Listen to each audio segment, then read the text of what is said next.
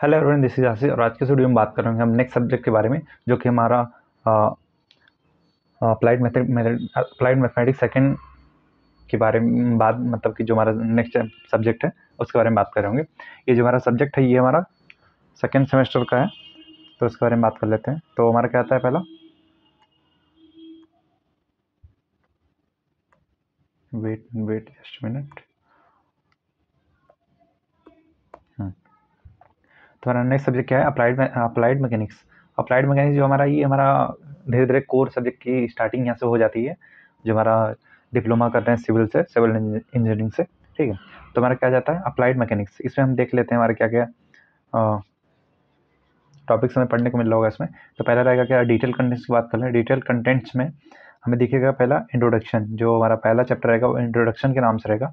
इसमें क्या होगा, फर्स्ट टॉपिक जो रहेगा, फर्स्ट सब टॉपिक जो रहेगा हमारा क्या रहेगा, concept of engineering mechanics, definition of mechanics, मतलब मैकेनिक्स क्या होता है, स्टैटिक्स क्या होता है और डायनेमिक्स क्या होता है, application of engineering mechanics in practical fields, मतलब कि हमारा जो एप्लीकेशन क्या है इंजीनियरिंग मैकेनिक्स का किसमें, प्रैक्टिकल फील्ड्स में, डेफिनेशन ऑफ अप्लाइड मैकेनिक्स।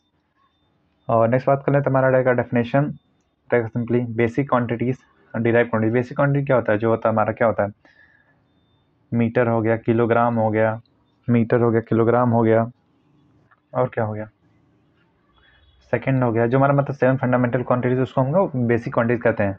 और उससे जो डिराइव क्वांटिटीज होती हैं उसको हम क्या बोलते हैं, मतलब कि उससे हम जितने भी डिराइव करते हैं, जैसे हमारा कि वेट जस्ट मिनट, मान लो कि हमारा क्या है मीटर है, इससे हम क्या डिराइव कर सकते हैं, मीटर पर सेकेंड हमारा डिराइव होता है। ये इसी से तो निकल के आया है, यहाँ से मीटर ले लिया और सेकेंड ले लिया। सेकेंड में क्या है, मीटर फंडामेंटल क्वांटिटी, सेकेंड भी फंडामेंटल क्वांटिटी, दोनों को मिला दिया तो हमने क्या हो गया, मीटर पर सेकेंड। ये वेलोसिटी हो गया, वेलोसिटी जो हमारा कैसा है, डिराइव क्वांटिटीज है, राइट। ये चीज़ें यहाँ से आ गई। तो ऐसी जो भी क्वांटिटीज होती हैं उसको क्या बोलते हैं, डिराइव क्वांटिटीज। जो फंडामेंटल या बेसिक क्वांटिटीज से डिराइव होती है उसको डिराइव क्वांटिटीज बोलते हैं। तो हमारा डेफिनेशन रहेगा बेसिक क्वांटिटीज रहेगा derive quantities of basic units and derive units. ठीक है, नेक्स्ट बात करें तो different system of units.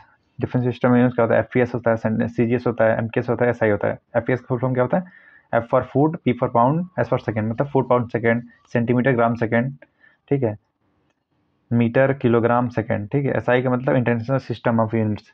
SI system में हम जनरली दोनों एक ही चीज़ होता है। ठीक है, and there conversion from one to another for density, मतलब कि हमें एक फॉर्म से दूसरे फॉर्म में कन्वर्ट करना है। जैसे कि कौन सा रहेगा, जैसे कि हमारा मान लो कि डेंसिटी है, फोर्स है, प्रेशर हो गया, वर्क हो गया, पावर हो गया, वेलोसिटी हो गया, एक्सेलरेशन हो गया।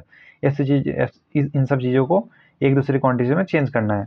ये सब चीज़ें हमें पढ़ने को मिल रहा होगा इसमें। नेक्स्ट बात कर ले तो हमारा क्या जाएगा, concept of rigid body, scalar and vector quantity. Scalar quantity क्या होता है, वेक्टर क्वांटिटी। स्केलर क्वांटिटी में क्या रहेगा, इसका बस मैग्नीट्यूड होता है। वेक्टर क्वांटिटी मतलब इसका क्या हो, मैग्नीट्यूड भी हो और डायरेक्शन ऑफ पर्टिकुलर। ठीक है, जैसे वेलोसिटी हमारा क्या है, वेक्टर क्वांटिटी है। मास कैसा हमारा, स्केलर क्वांटिटी है, राइट।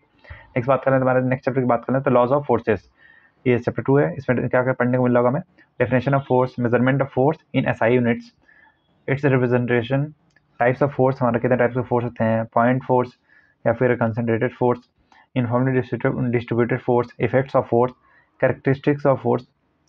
और नेक्स्ट बात करें तो हमारा क्या होगा, और डिफरेंट फोर्स सिस्टम, जैसे कि कोप्लानर, मतलब जो हमारे एक ही प्लेन में फोर्सेस होते हैं। ठीक है, जैसे मान लो कि ये हो गया ऐसे, कैसे एक इधर फोर्स लग रहा है ऐसे, राइट, एक इधर फोर्स लग रहा है। तो ये देखा जाए तो ये हमारे जितने दोनों फोर्स हैं, F1 F2, F1 F2 जो भी है, ये हमारे क्या है, एक ही प्लेन में, राइट। तो ये सब की फोर्सेस कैसे हो गए, हमारे कोप्लेनर फोर्सेस हो गए, राइट।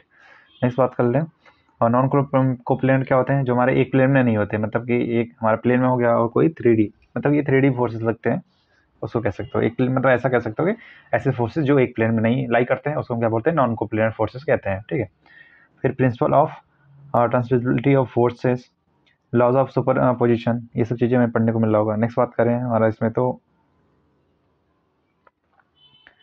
नेक्स्ट क्या आएगा इसके बाद, हाँ ये रहेगा composition and resolution of coplanar concurrent force, resultant force, method of composition of forces, laws of forces, triangle law of forces. Triangle law क्या होता है, एक का हेड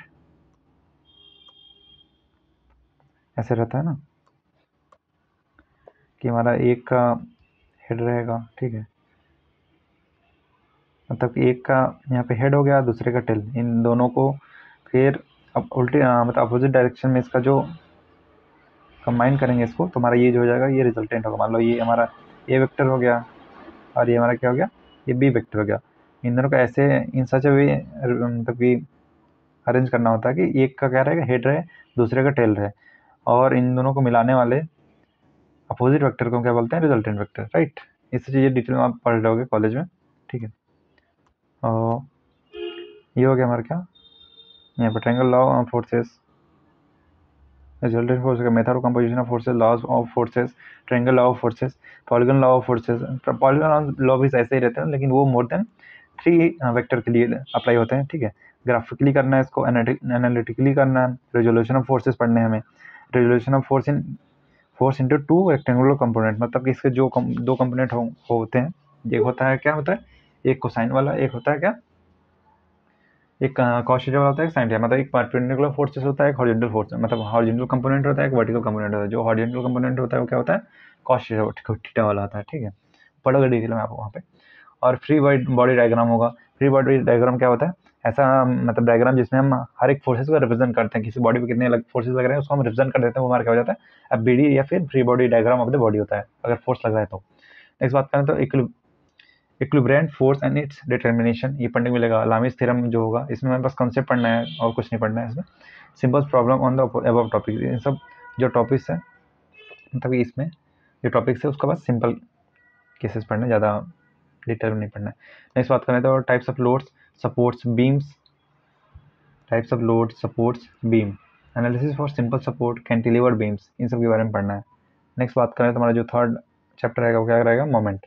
तो हमें पढ़ना रहेगा कंपोनेंट, जो मोमेंट है इसका क्या रहेगा, पहला कंसेप्ट ऑफ मोमेंट, सेकंड रहेगा moment of force and units of moment, पैगनॉन्स थ्योरम रहेगा, बेस्ट डेफिनेशन पढ़ना है इसमें। प्रिंसिपल में थर्ड, नेक्स्ट बात करें इसका तो principle of moment, its application, जैसे कि लेवर्स हो गया, सिंपल एंड कंपाउंड लेवर्स होते हैं, स्टील यार्ड हो गया, सेफ्टी वॉल्व हो गया, रिएक्शन एट सपोर्ट होता है, ठीक है। नेक्स्ट बात कर लें तो पैरेलल फोर्सेज, जैसे कि लाइक अनलाइक पैरेलल फोर्सेज, मतलब like forces unlike parallel forces होते हैं, ठीक है।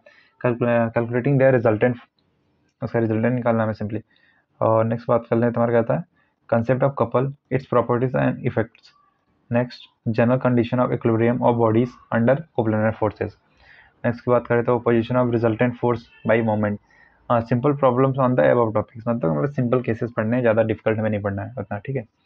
और नेक्स्ट बात करें तो हमारा फ्रिक्शन आता है चैप्टर 4, इसमें क्या रहेगा, पहला फर्स्ट सब टॉपिक में रहेगा definition and concept of friction, types of friction, forces of friction. Next topic की बात करें तो laws of static friction, coefficient of friction, angle of friction, angle of repose, cone friction, ये सब टॉपिक हमें पढ़ने को मिल रहा होगा। और नेक्स्ट बात करें तो equilibrium of a body lying on a horizontal plane, equilibrium of body lying on a rough incline plane, ठीक। और नेक्स्ट बात करें तो calculation of least force required to maintain equilibrium of body on rough incline plane subject to a force, पहला क्या रहेगा, acting along a incline plane horizontally, और दूसरा क्या रहेगा, at some angle with incline plane. इस चीज़ें में पढ़ने को मिल रहा। नेक्स्ट चैप्टर की बात करें तो चैप्टर नंबर 5, जो कि क्या रहेगा हमारा सेंटर ऑफ ग्रेविटी, COG जिसको बोलते हो आप, ठीक है। तो पहला टॉपिक क्या आ जाएगा, कंसेप्ट रहेगा, इसका पढ़ने को मिलेगा, definition of centroid of plane figures and centre of gravity of symmetrical solid bodies. Next बात कर लें तो determination of centroid of plane and composite lamina using moment method only, मतलब कैसे हमें मोमेंट मेथड यहाँ पे यूज़ करना है। Centroid of body with remove portion, मतलब कि हमारा कोई बॉडी है उसका, मान लो ये कोई बॉडी है और इसे हमने इतना पोर्शन क्या किया है, कट करके निकाल दिया यहाँ से, तो इस बॉडी जो बचा हुआ बॉडी है इसका हमें COG पूछेगा कहाँ पे लाई करेगा, कितने डिस्टेंस पे लाई करेगा, ये सब चीज़ें हमें पढ़ने को मिल रहा होगा इसमें, ठीक।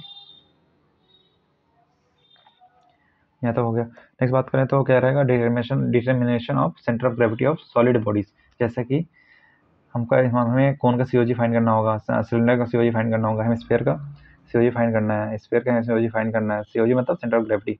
कंपोजिट बॉडी का हमें COG फाइंड करना होगा, बॉडी विथ पोर्शन रिमूव, मतलब वही बताया मैंने जैसे ना कि कोई पोर्शन है उसमें से कोई पोर्शन निकाल दिएगा तो बचे हुए पोर्शन का हमारा क्या होगा, COG क्या होगा, वो हमें फाइंड करने को रहेगा इसमें, और उसको हमें याद कर लेना है सिंपली, ठीक है। इसके ऊपर सिंपल प्रॉब्लम्स रहेंगे, ज़्यादा डिफिकल्ट नहीं रहेंगे इसमें। नेक्स्ट बात करें हमारा क्या आ जाता है, सिंपल मशीन्स में क्या रहेगा, पहला रहेगा हमारा definition of effort, velocity ratio, mechanical advantage and efficiency of machine, their relationship, law of machines, फिर सेकंड की बात करें तो simple and compound machines, examples रहेंगे सिंपली में याद करने वो। थर्ड की बात करें तो definition of ideal machine, reversible and self locking machine. Fourth की बात करें तो इफेक्ट ऑफ एफर्ट रहेगा, एफर्ट लॉस्ट इन फ्रिक्शन, कितना एफर्ट लॉस्ट हो रहा है फ्रिक्शन में, load lost in friction, determination of mechanical advantage and mechanical efficiency. ठीक है, ये सब रहेगा। नेक्स्ट बात कर ले तुम्हारा क्या आ जाता है, system of pulleys, system of pulleys first second third system of pulleys, determination of velocity ratio, mechanical advantage of velocity. ठीक है, mechanical advantage and efficiency. Next बात करें तो working principle and application of wheel and axle, Weston differential pulley block, simple screw jack, worm and worm wheel, single and double winch crab, expression for their velocity ratio and field of their application, simple problems इसमें भी रहेंगे। तुम्हारा ये क्या था जो भी था, ये हमारा क्या था, हमारा डिटेल सिलेबस था किसके बारे में, डिटेल कंटेंट्स था किसके बारे में, अप्लाइड मैकेनिक्स सेकेंड,